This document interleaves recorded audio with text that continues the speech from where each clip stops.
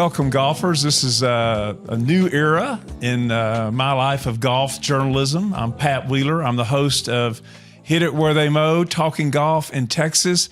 And wouldn't you know it, one of my first shows here is with Fred Leonard, who is the general manager and green superintendent at a national treasure that's located about 70 miles north of Dallas in Ardmore, Oklahoma, Dornick Hills Country Club. Fred, welcome to Hit It Where They Mow. Thanks, Pat. I appreciate the opportunity to be here and participate in this. And what an exciting time for Dornick Hills and for your podcast. This is really unique. Thank you. And you know, you don't get an East Texas and Carolina accent on the same show very often. So we're really going to have some fun today. But I just recently played your golf course, and I had been up there once before, and your pro there, Derek Claiborne, was so nice to let me take a card out and ride around and look at it. And looking at it is impressive. Playing it was just, I can't tell you how much fun it was. And I think that's one of the things that we want to emphasize on this show is golf is meant to be fun. And part of the fun is playing a beautiful golf course that's well-designed and accessible to a lot of people and has so much history. And I just know that coming up that 18th fairway, as I was looking at my second shot, I thought, this is timeless. This is, for you golf lovers out there, Southern Hills Light, where they had the PGA that Justin Thomas won in 2022 in May. This was the same feeling with the clubhouse on top of the ridge and the 18th green perched up there with the severe green. And just tell us about what makes Dornick Hills special and how people can come and play your golf course and maybe even join the club. Sure, Pat. Well, me particularly, I'm from North Carolina, so I've been around golf courses been playing 40 years. And I saw this ad up there for a superintendent GM and applied because I just thought, this could be interesting. And I'd been by the property the year before because I've been working in Oklahoma for a couple of years now. And I actually got a membership packet myself because I just love the game. Right. But once on property, and especially if you get to play it like you're talking about, you find that the architecture is so unique and the ground is really going to be your friend or your enemy as much as how you hit the golf ball. So not so much do you need to just worry about whether you're hitting a draw or a slice, but where exactly are you going to put this ball? So is the ground going to help you or hurt you? And then, of course, the greens are their signature defense. So now you really need to understand to leave the ball below the hole or on the correct level so you don't find yourself in a four-putt type situation. I think somebody I know has experienced that lately. I had two of those. Even though I putted well, golfers will understand that. Yeah, we're going to get into this, but you have a knowledge and an affinity for golf architecture, as I do. I'm kind of late to the party. A lot of guys know a lot more about golf architecture than I do. But there was a golden age, which was 1900 to 1940, and one of the premier architects was a man named Perry Duke Maxwell. And his resume is very impressive. He did the horrible horseshoe at Colonial, holes 3, 4, and 5 before the 1941 U.S. Open. He did the wonderful Southern Hills, which, as hard as much as I hate to say it as a Texan, we don't have anything in Texas that compares with Southern Hills. It's a majestic course there, and you have the same kind of course. And he did Prairie Dunes, one of my favorite courses. I've been privileged to play a few times in Hutchinson, Kansas. So Perry Duke Maxwell not only designed this course, but it was his hometown. And talk a little bit about what makes it special architecturally wise and the history there with Perry Maxwell. Sure. Well, it was actually his dairy farm to begin with, and he's a banker in town. And his wife convinced him to build 4 holes in 1913. And that's kind of where he got his start. But it is his original homestead. It's his original design that he did while he was working at the bank. And even to this day, there's the small burial site now. Perry is actually buried on site. So obviously his architecture career kind of took off when he finished all 18 there in 1923. And so then he was commissioned to do the Southern Hills and several other golf courses that are so well known and unique, just because, like you said, that architectural era, they did have golf carts and cart paths and the challenges of that an architect has today of trying to out design the equipment we play with.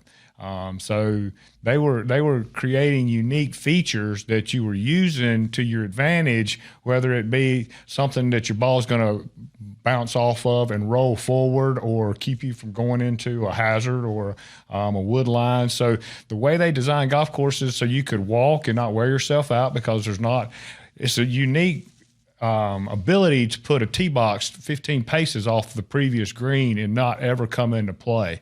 And great architects like Perry were able to do that. So you can walk golf courses designed by those guys even today without the fatigue that you might get out of a modern day architect. I was just thinking some of my errant shots that might end up on that tee box. At least you get a good lie. That's right. Yeah, because you're on that next tee box. And and that was before they had the big earth moving equipment that they have today, and before they did the housing developments. You have houses around Dornick Hills, but they were added later, just as they were subdivided and so forth. And his son Press also went into golf course architecture. And here in Dallas, the old Oak Cliff Country Club, now the Golf Club of Dallas, was actually the last course that Perry was working on when he passed away, and Press finished it. And it's a wonderful test of golf in South Dallas. And his era was, I believe, like 1879 until 1952. I believe he was 73 when he passed away. He had lost his wife back in 1919, so he was a widower for 30 years or so, and that's when he got into designing courses. He did a renovation. When you watch the Masters, the 10th hole is his creation. There's that bunker that's about 40 or 50 yards in front of the green. Why is that there? Well, that used to be the green, and he moved it back and designed that devilish 10th green at Augusta. And so you get that joy of playing a course that's well designed. And you're right, it's kind of cow pasture pool. It's kind of like, how does the ball going to bounce? Where do I play this hole to avoid the hazards and that kind of thing? And it doesn't look difficult, but you were telling me earlier it's a big boy course. It is a big boy golf course. There are holes a lot like Augusta, and the 10th is a great example of how if you play it correctly, the ball's going to roll to the bottom of the hill. The pros, are teeing off with 3 woods, but you still need to be in the correct place for your next shot. Right. And where your ball is on that green is extremely important. And it's the same exact challenge you find at Dornick Hills, but with a lot different type of terrain that he started with. And there's lots of outcroppings.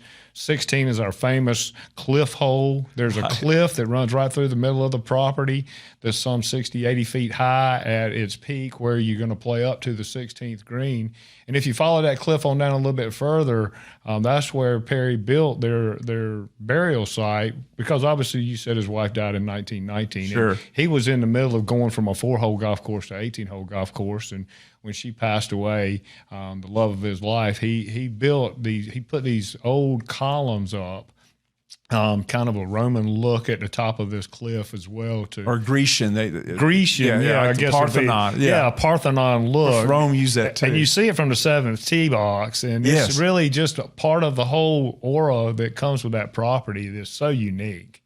Yeah, I had to leave a golf ball there this last trip, and the cliff hole is, I had heard about the cliff hole really before I knew anything about Dornick Hills. I knew about Perry Maxwell, I knew about Southern Hills, and then my knowledge has been growing, through Prairie Dunes. Matter of fact, I was working on a book about 10 years ago, and I was interviewing Ben Crenshaw, and I told him I always wanted to play Southern Hills, still haven't played it, because of Perry Maxwell. And he said, if you really want to enjoy the essence of Perry Maxwell, go to Prairie Dunes.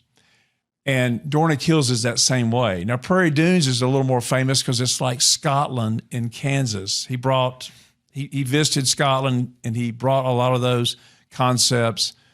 He was at one time an associate or a partner with Alistair McKenzie.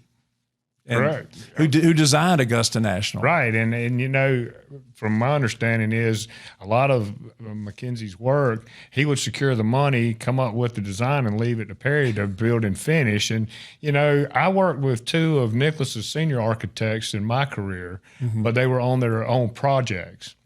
And so I've played tons of Nicholas courses, as most golfers have. Yeah. And then to go and experience what one of their senior architects does on their own really kind of frees them up to bring out their features. I worked with Jim Lipe in New Bern, North Carolina, and I ended up owning that golf course for quite some time. And then I did a renovation at Houston at the Golf Club of Houston with Chet Williams. Yes. And he's the one that also designed Whispering Pines. That's correct. And so the year we opened, we were number 2 on the private club list at Golf Club of Houston, right behind Whispering Pines. And you know, the owners that I work for down there, they wanted to build the dream team to build Whispering Pines, so we did exactly what Whispering Pines did, and we've got the same construction company and a great architect in Chet. Well, Chet is, you know, that's interesting. The Whispering Pines, they had a pine beetle problem, and they were going to have to clear all this timber, and the owner there, and I'm having a senior moment, he was an All-American football player, Corby Robertson at the University of Texas. Why not build a golf course? Jack wasn't available. He got Chet. He's got one of the greatest courses in the state or in the country. Before we get too far into this thing, though, you've agreed to be a sponsor of our podcast. We're going to talk about Dornick Hills every week. We've got 12 shows we're doing, you know, Hit It Where They Mow, Talking Golf in Texas. How can people play your golf course? How can they inquire about memberships? Let's get that information out. Sure. Well, we did a renovation in the last 18 months. We opened up last year.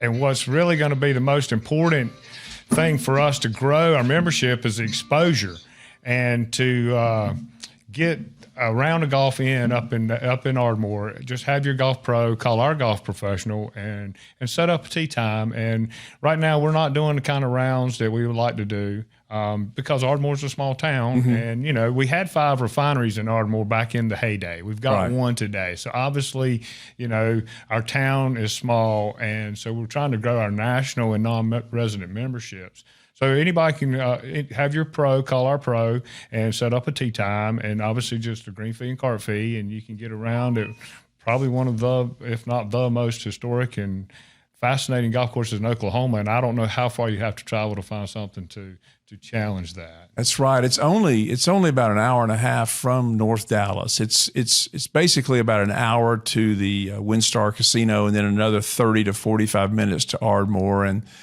great history in Ardmore. I don't want to get too far off track. I need to mention some of my sponsors too, and one of them is Veritex Bank, Veritex Community Bank, which is based here in Dallas. But they're the Golfers Bank. They're one of the sponsors for the Texas Golf Hall of Fame, and their specialty is the small businessman getting the small commercial loan. A lot of the business that's overlooked by the mega banks. Veritex Community Bank, Google Veritex Community Bank. They're wonderful people. Malcolm Holland is a former president of the Texas Golf Association. Just a wonderful guy and a wonderful bank. We appreciate their sponsorship. We also appreciate, obviously, Dornick Hills. We're looking forward to talking about you every week as a possibility for people to get a non-resident membership or have their club pro call up and go up there and play. And I'd be remiss if I didn't mention also a longtime sponsor of my radio show that's sponsoring my podcast. That's the Tempest Golf Club out in Longview, Texas, which is East Texas golf as it was meant to be. Big hills, creeks, giant pines. That's the Tempest Golf Club. And in talking about my other big sponsor, you are a golf course superintendent. Tell us a little bit about this movement toward water conservation, because that's a big factor now. That superintendents, you want nice greens, you want a green look like their mural behind us, but you also want to conserve water. Right, and from every facet of the environmental care, I think superintendents do probably one of the best, if not one of the best jobs in green space management.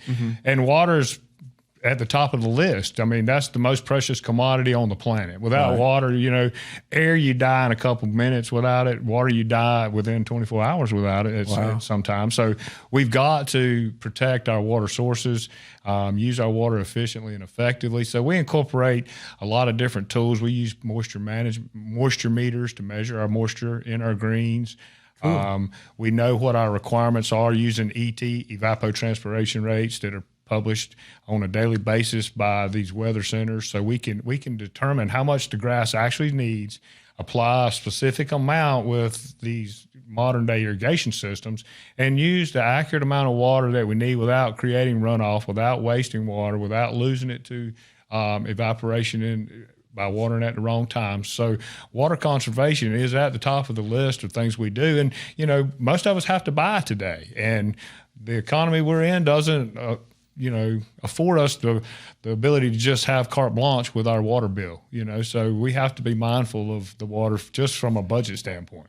I have to say that leads right into Niagara Conservation, which is a plumbing company, and they're very involved with the LPGA and the Volunteers of America tournament here in Dallas early in the fall, usually right around the first week of October. And they're the low flow plumbing or commodes and plumbing, so that you save water at home as well as you would on the golf course.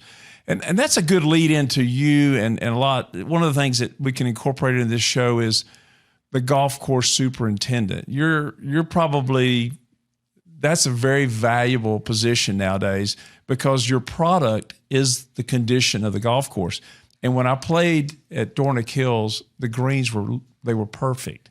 You told me they were probably running about 11 that day on the stimp meter, so they weren't slow, but they weren't crazy fast where you had to play defense all the time. You didn't want to be above the hole, but you didn't have to play defense all the time. How did you tell us about your career getting involved on that side of the business? Well, so I was working in tobacco at 12 years old. Tobacco. And I'm driving past a golf course every day. It's a little small muni outside of town in Raleigh, which is now, I think, part of the outer loop of the Beltline. It's not there anymore. It got sold and developed. But I'm thinking to myself, driving past this golf course every day, that sure looks a lot better than what I'm doing. So I took my tobacco money from that summer and bought myself a set of golf clubs. And I got under the pro's feet enough that he put me to work because my school bus was dropping me off and my mom's picking me up at dark. And that's when I'm 12, 13 years old. And I just fell in love with the game at that age. I couldn't jump very high and I couldn't run very fast. So, I could get on the team, but I didn't get a lot of playing time. And when I found something that I could do and be decent at and be responsible for my own actions, so to speak, And so I took up golf at a young age, was a golf pro for a couple of years, and decided I really wanted to be outside more than I wanted to be inside. And so I went to the military, got some money to go to school on, and got a turf degree from North Carolina State University. And turf has been my passion for the last 30 plus years. And worked in Raleigh at a few clubs as an assistant superintendent, moved to New Bern. That's where I was exposed to gym life as an assistant superintendent at a golf course that I eventually owned. And so that was my first construction experience, and this was back in the mid-'90s. Moved to South Carolina, was a superintendent in Links of Tryon in the upstate for 8 years. Was the upstate, the Upstate Turfgrass Association. I was the president of that. Eventually, you sit in all the chairs. Went back to the Taberna Country Club where Jim Lipe was the architect and was there for as superintendent. Offered a chance to buy the club, so I bought it. And during that tenure became the president of the Turfgrass Council of North Carolina. Wow. So I've been active in the other parts of our association other than just trying to grow grass and create great conditions. I tell people my philosophy on growing grass is I'm going to get this golf course ready for me, and you're going to love it because I like good playing conditions. I like firm, fast conditions. I like tight fairways. I like speedy greens.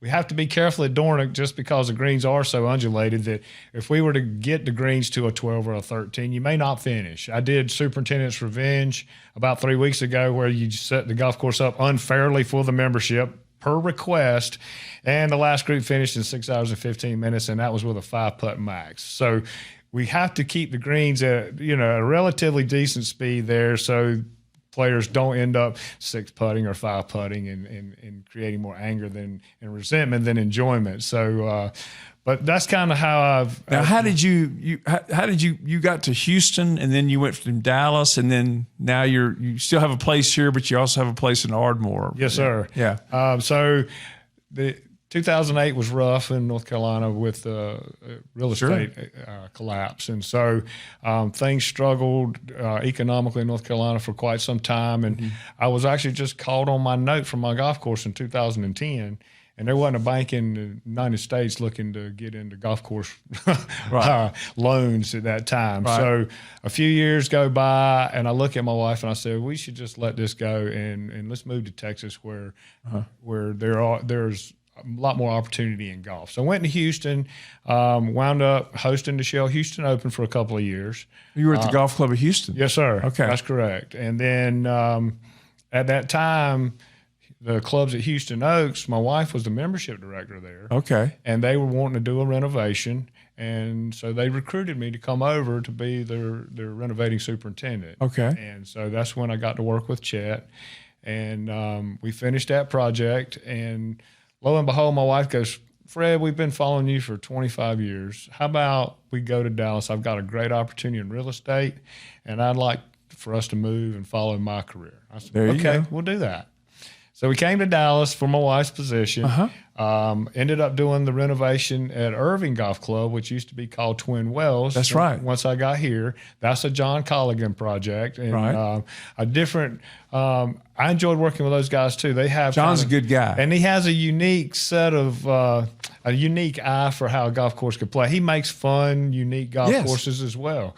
And after Irving Golf Club, kind of dabbled around in some fertilizer and chemical sales, oil and gas a little bit, and just happened to see this opportunity in Ardmore, and it just kind of came to fruition. One of the things you were talking about, a couple of times you referenced renovations, and we haven't talked yet about the renovation of Dornick Hills, which says a whole lot about the history and integrity and beauty of this golf course.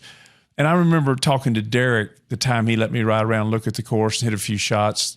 He said he looked up, it was a couple of weeks before I was there, he looked up one day and Tom Watson was coming through the door of the pro shop. He just wanted to look at it because of the reputation of Perry Maxwell, as we discussed earlier. But the renovation came about, I guess, a couple of years ago, and it was a pro bono design work by Tom Doak, who's considered one of the top 3 or 4 architects in the world now. I think he's from up in Michigan or that area. I'm not sure exactly. I was reading about him. But he did Bally Neal out in Colorado that I've had the opportunity to play, which is a top 10 course in the country now. And so he did it pro bono, and then one of your members stepped up and donated some money for the watering system and that kind of thing. And they tried to take it back to Maxwell's original design. Your cap here says 1914, which he built the first 4 holes, but it actually became an 18-hole golf course in 1923. So you're coming up on we're in the 100th year now in 2023.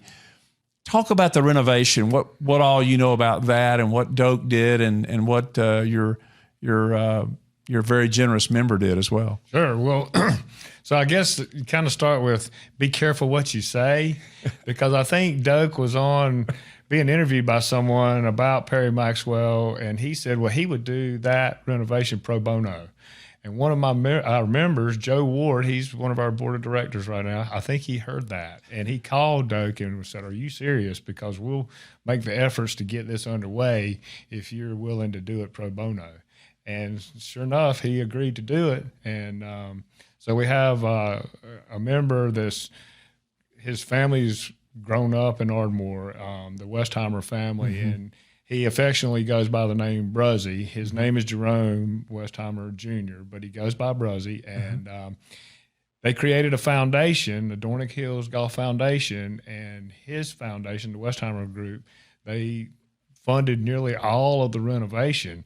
Bruzzy's been a golfer his whole life. He's 82 or 84 now. Still, you wouldn't know it. If I was guessing, I would have guessed he was 65. I got to play with him a few times already, and we've had dinner a few times, and he's filled me in on the history of the facility. And so Doak was pro bono, came in, and they did renovation on the new greens, readjusted some tees, put some holes back.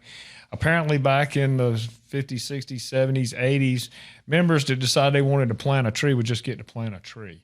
And most of them were not the desirable trees that you would want on your golf course. So they took out 500 or 600 trees during the process. And then went into conversations with Bruzzy and anybody else that had played there in the last, in the early days, so to speak. I remember Bruzzy saying, I told Doak at one point, I said, that green was higher because I remember standing down here in the fairway and only seeing half the flagstick. So there wasn't an official set of plans for them to do this restoration. They had to find old aerials, get the local knowledge of how it used to play. And then during the excavation of and the renovation, they would find old drain tiles and old bunkers that were no longer there and say, this is where this bunker was, and here's the depth, because as we're digging down, we see this is where an old sand stops and the original clay starts. And between that and being able to just see old potholes that were obviously bunkers 70 years ago, they were able to put together to the best that they could what Perry had originally designed back in opened in 23. Well, having driven around and looked at it several years ago and then having played it just recently, I thought, well, they didn't really do anything here except really kind of redo the greens, because the greens are just perfect, the way they've got them draining and design and the way they're rolling. And then I looked at pictures from 2012 via this book, The Midwest Associate by Christopher Clouser, which is a wonderful book about Perry Maxwell. Actually, it was an article that was written online. I read about it, and I could see where it's still tree-lined, but it doesn't have this abundance of trees. It doesn't look like you cut down 500 trees, but it is more open. I know Dave Graber playing with us said, man, I like this place because you can go ahead and hit the ball. You don't have to worry about it being too tight. The real test of it comes in, hitting it in the right spot maybe, and then your second shot and around the greens. But you get the feeling I can go ahead and hit my driver here. Right, and we put our first mowing on the fairways in August just because of the supply chain issues. The club had opened up without a fairway mower, so the fairways weren't actually mowed. They were at 3/4 of an inch to an inch for quite some time. And when we put the first mowing on them, the first comments I had were, you mow these fairways just like Doak wanted. So we've got 40 to 45 acres of fairways, whereas a typical golf course today in town, you might have 25. That's interesting. So there's lots of place for you, room to hit it. You can rear back and hit it.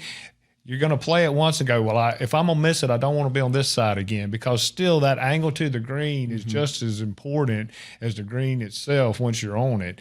And so you can find your ball. You won't be overly penalized with the type of lie and being able to advance it forward again.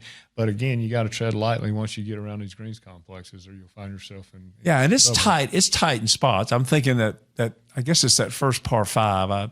I had it a little bit out of play, and I tried to sneak it down there with a hybrid, and I should have just hit about an 8 or 9 iron and laid up, because the hole's not overly long, but I guess that's 6 maybe. Yes, sir. That's correct. Yeah. You have a funny situation there, and I've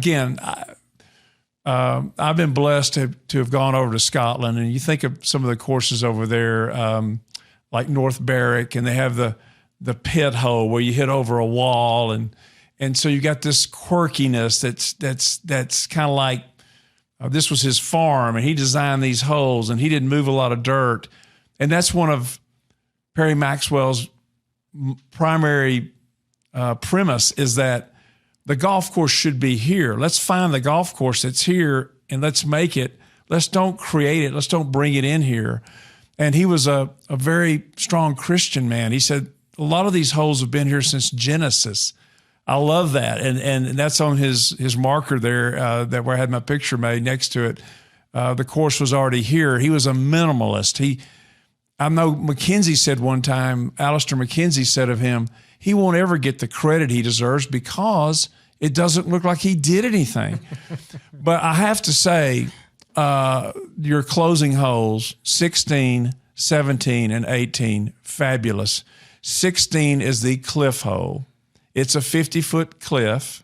One of my friends said, "Did you get trapped against the wall?" I said, "No, you won't get trapped against the wall. It's like practicing tennis against hardwood. It's going to come back." That's right. But I'd hit my layup too far up. I couldn't shoot the pin on top of the hill, but I have a college degree.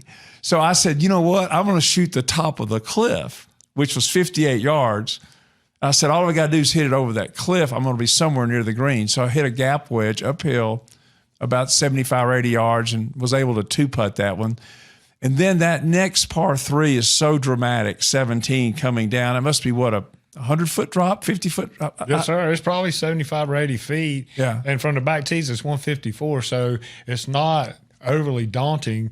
But when you're playing in Texas and Oklahoma with wind and not those kind of elevation changes, all of a sudden you're like, I need to think about this for a second. What am I going to hit 154 yards into a 25-mile-an-hour wind? The prevailing wind, obviously, all summer is coming out of the southwest, so it's going to be right in your face. Or the opposite, it's going to be directly downwind when that cold front comes through. So it really requires some good thought prior to swinging even on a 154-yard hole. You know? If it's that cold front, you're going to be glad it's 17. That's right. Because you have a wonderful clubhouse. We haven't talked about the history of Dornick Hills, but one of the greatest amateurs of all time was from Ardmore, Oklahoma. That's Mr. Charlie Coe. They have a great invitational tournament out in Colorado named after him, one of the top amateur tournaments of the year every year. He was a member of Augusta National, came very close to winning the Masters. I believe it was in 1961.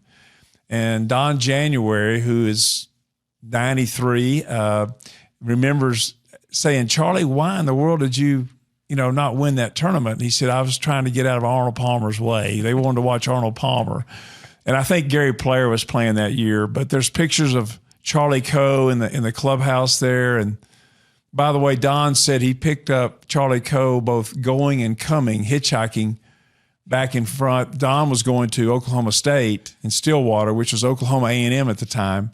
And of course, Charlie went to University of Oklahoma. But that's typical of the history there. You said Gene Sarazen even played there once. Apparently the train tracks used to come out of town out to the golf course, and I heard the story where he came out and did an exhibition match and just rode the train out, played 18 holes, and then caught the train back into town and went on his way. And, that was kind of a normal occurrence back then. Whether it was an architect or a golf pro, they, for lack of a better term, they were really hustlers.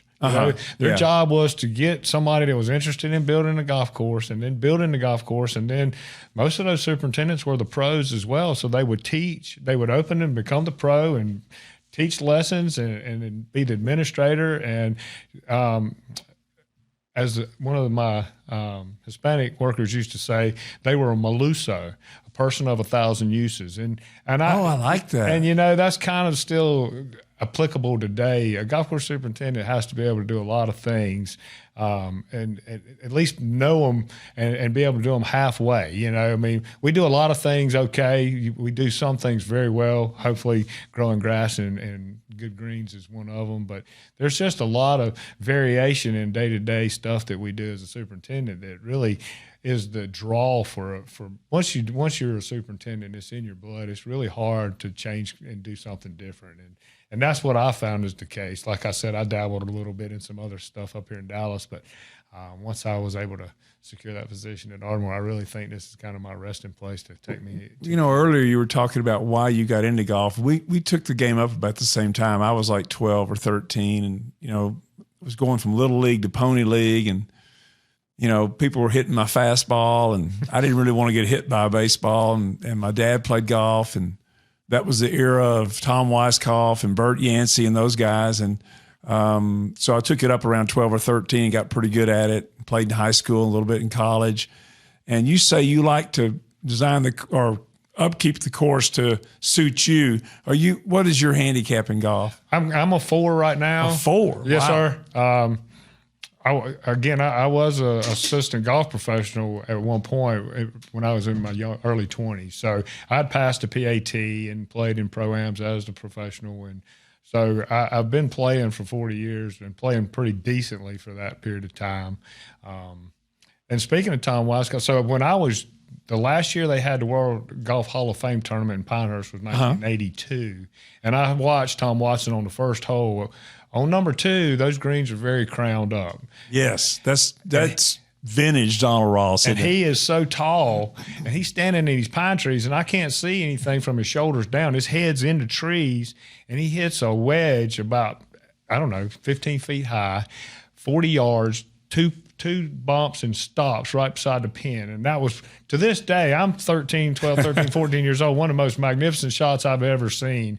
And, that era of golfer, too, really was creative with what they did with the golf ball. A lot of hooks, a lot of slices, a lot of bump and runs, things that, older design golf courses like Dornick Hills still allow you an opportunity to employ and be creative, so to speak. Some of the holes we've got, you can run it up there and you run it up on the back of the hill and let it come back down to the green versus, just trying to hit that stock 100-yard stop, check, spin type wedge. You still get to be creative on some of these older golf courses like Dornick. Well, you do, and there is you get a lot of short irons. We played it from a distance where you get to play a lot of short irons. Are you old enough to remember when they had that 144-hole tournament at Pinehurst? That's probably a little before your time. I think that's a little before my time. No, sir, I don't remember that one. But I remember Miller Barber won that tournament. That would have been like 72 or 3, and Ben Crenshaw was runner-up. You played 8 rounds, which is pretty amazing. Of course, the Hall of Fame was there at that point. Now it's in St. Augustine, Florida. Well, let's talk a little bit about just your knowledge of architecture. You mentioned to me earlier that people like Donald Ross would go into counties in North Carolina and look up who was the richest guy in town and go out there and knock on his door to see if we can build a golf course. Right, and that's my theory anyway. Okay. Because in every county in North Carolina, it seems like the county golf course is a Donald Ross. A lot of Wilmington's Muni is a Donald Ross, and as the hustler type, they came from Scotland and had to find some work and employment. So in my mind, they would go down to the courthouse and find out who had a nice tract of land. And, a lot of Ross's stuff, he just walked from every property, lay out a golf course, and he'd move on. He may stop back by and visit it after it was built to see if it was to his liking, but that wasn't really the case. But I played enough Donald Ross courses in the Carolinas to really have an appreciation for his architecture and how close he could put a tee to a green. And then as a player, when I play a golf course I really like, you find out who designed it, and you really want to look into playing more of their golf courses. That's a good point. Mike Strands did Tobacco Road. That's really a unique property in Sanford, North Carolina that I liked, and he did one up outside of Charlotte. He did one on the West Coast too. One of those, maybe in the Pebble Beach area. He died way before his time. Yes, right? sir. He had cancer. Agree. Yes, sir. Yeah. I want to play that Tobacco Road. I've heard about it for years. It's worth the trip, And then to be able to work with John Colligan and Jim Lipe and Chet Williams and you start to see their philosophy. And so if you play a golf course that you like, and you find out who that architect is, your philosophy you may find kind of aligns with their way of playing a golf course. And so my appreciation for how to play a golf course has a lot to do with the architecture and what is that? Is it just a flat hole with a flat green, no aiming points, no risk reward, or is it something that, if I hit it really close to this bunker, it's going to kick correctly and I'm going to get an extra 30 yards out of it? Or is there a right place and a wrong place on the green to beast? Good architects generally seem to add those nuances that make you think. And I think you need to think away around the golf course as much as have a good golf swing. You know, the Donald Ross courses are known for their mound greens. And that's, correct me if I'm wrong, that's because they wanted to drain, right? They drained off. They didn't have all the subterranean or sub features they have now, right, that can drain, the USGA design greens and everything. And I remember being out at a tournament outside of Atlanta, and Brandel Chamblee, and I can't remember who was with him. It might have been Ian Baker Finch, came riding by in a cart, and they were looking at the rough, and my buddy and I were close by, and I said hello to Brandel. He's from the Dallas area, Irving Golf Club, you mentioned. He worked out at Las Colinas when Reeves McBee was the pro out there.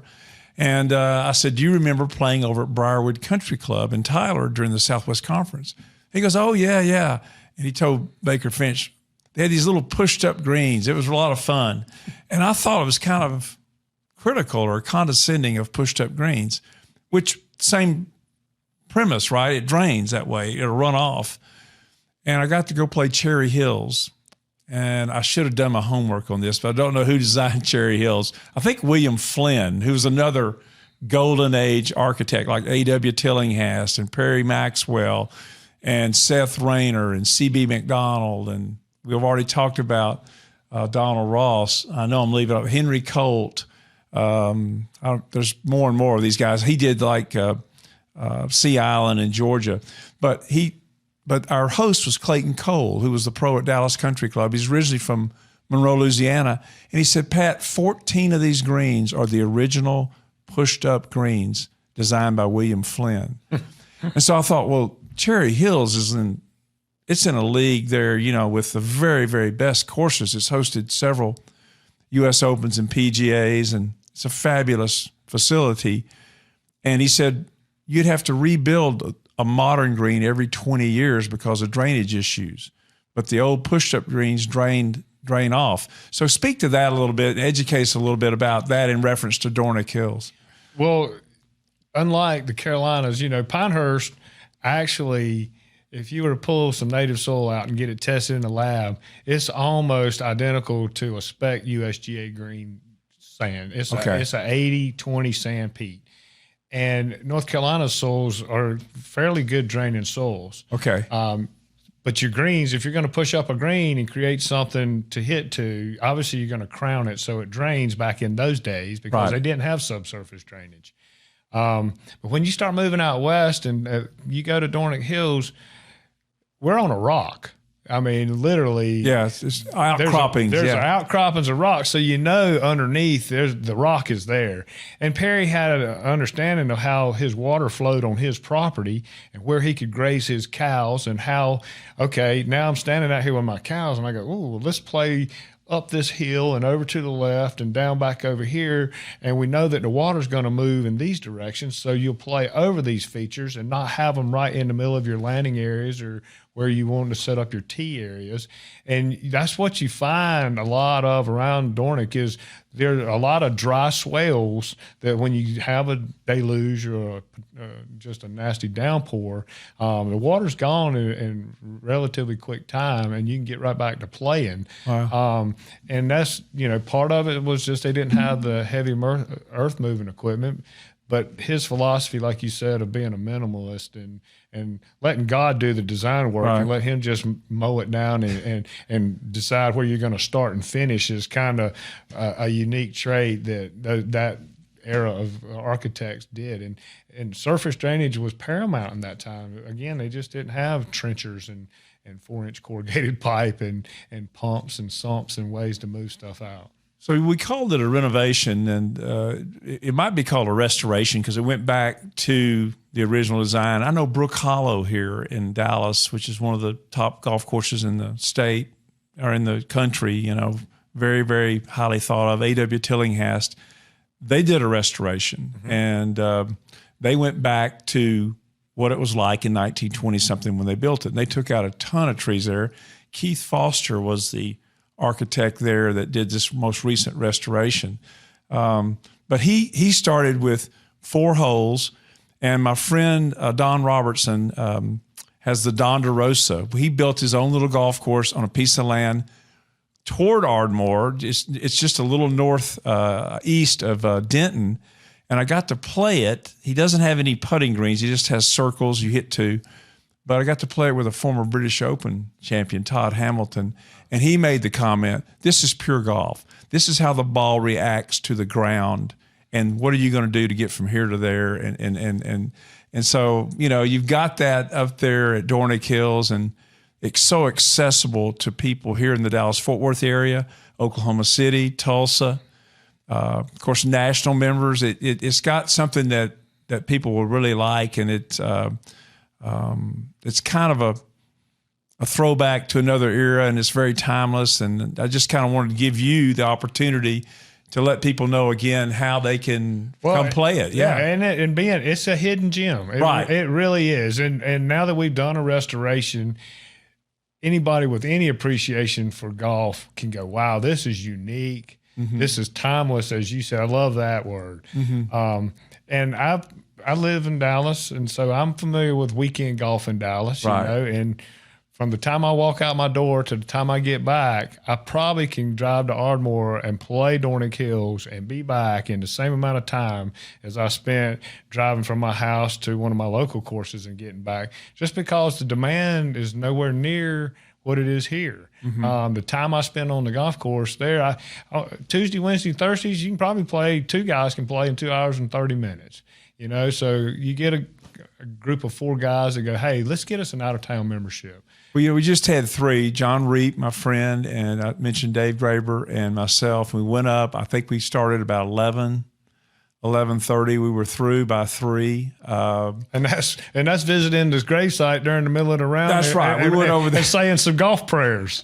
We went over there and donated a golf ball. And, And I can't say enough about and I don't want to get too long-winded here, but his son, Press Maxwell, he did Pinecrest over in Longview, as I mentioned before, but Prairie Dunes is in that same pantheon, if you will. I get to use a big word, as Dornick Hills. And he did, Perry did 9 in the 1930s during the Depression. The Careys was the family there that had the money.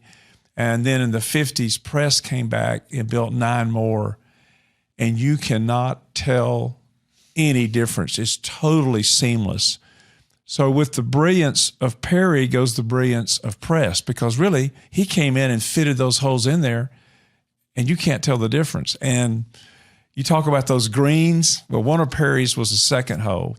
And my friend Bill Vogan, he calls it the shortest par 5 in their country. It's about 150 yards, but you're going to make 5 more than you make anything else, because that green, if you 2-putt it, you're doing really well. And it's just kind of fun. I don't know. It's not complicated. It's sloped, but you got to, maybe you ought to drink a little decaf that morning just because you're going to have to putt good. Right. Well, and so you were talking about the clubhouse and how it works. Yes. It's sitting at the top of a hill, overlooking the entire facility. It's really unique. And I had a good friend of mine that actually gave me my first superintendent's job, sold me a golf course. And he was good friends with Ford. I think it's Doug Ford. He was the head pro at Oakmont. And so I got to visit Oakmont. Bob Ford. Mm-hmm. I visited there twice and got to play. Oh, my gosh. And our clubhouse has that kind of feel to it. You feel like you're in a clubhouse when, the pros are changing and smoking and playing cards. It has that old feel to the clubhouse too. Vibe. Same color schemes, the white with the green trim as Oakmont had. And I really, as we move forward, we want to do restorations regardless of what we're touching. Mm-hmm. We don't want to become a modern day different, unique, I don't know the word I'm looking for, but we just want to stay in that era and restore things to the way they were and preserve the history of the game, whether it be the clubhouse, the card room, the way the golf course plays, all that stuff really is taking on a new meaning now.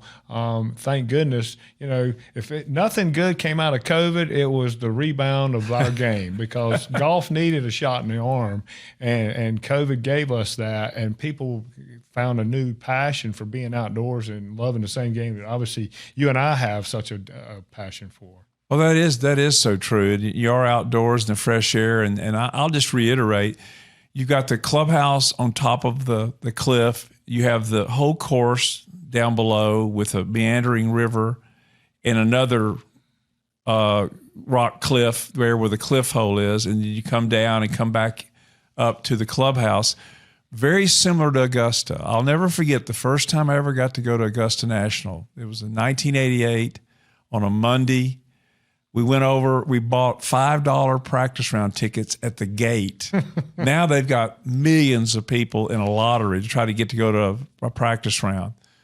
But we walked around, we walked in the gate, we walked over underneath the big oak tree by the first tee, and there it was. You could see the whole Augusta National down below.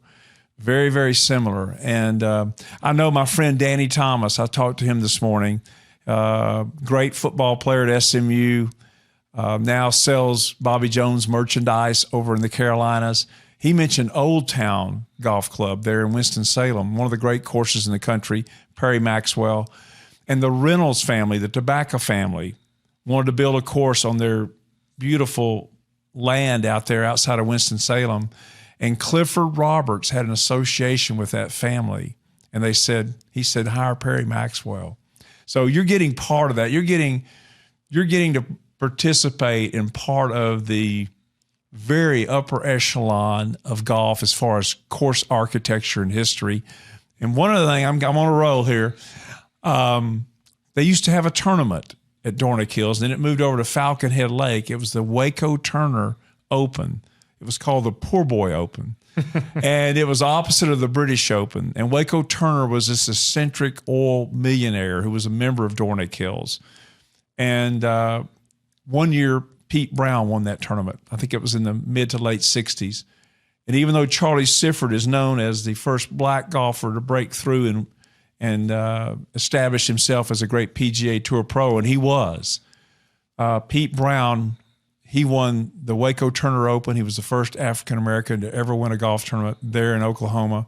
Not at Dornick Hills, but close by.